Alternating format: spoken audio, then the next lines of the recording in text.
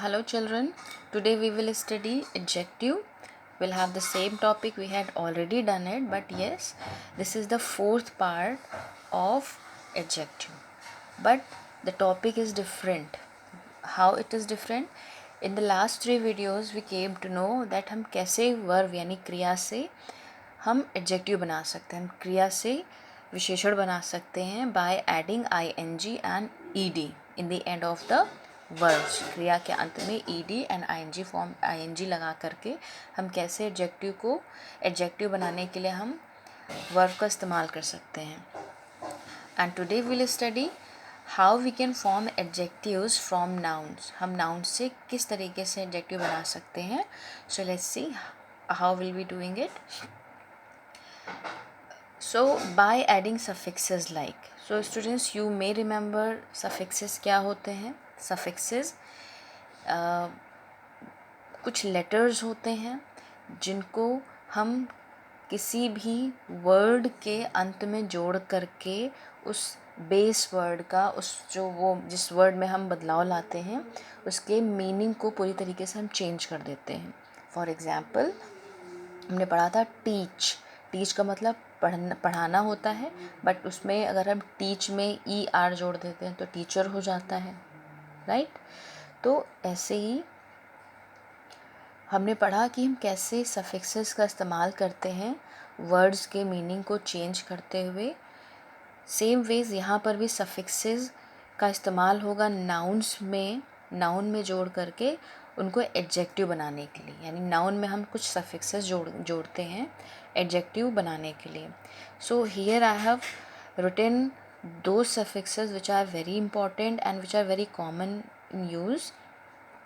For example, al, ial, ical, full, less, ish, eous, ious and ous, yary and like.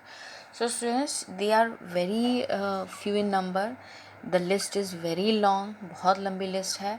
We cannot cover all the suffixes, but I have written just to get you an idea about suffixes का use हम कैसे adjective बनाने के लिए करते हैं noun में, ठीक है। So here it is the list of some nouns and what we have added.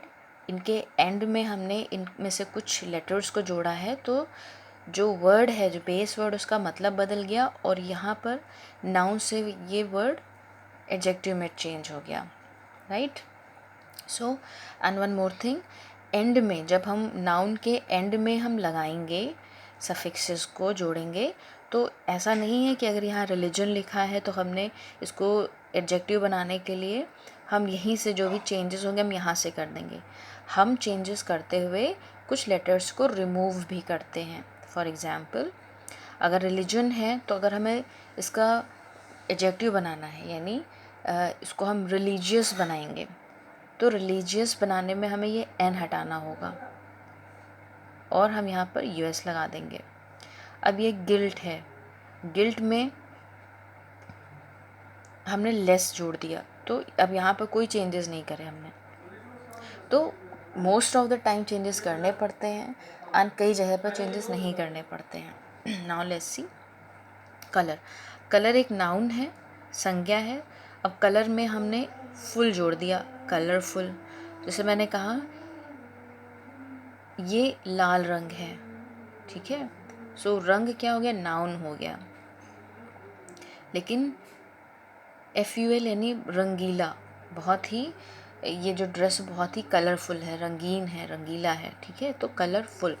तो नाउ दिस इज, ये नाउन है एंड दिस इज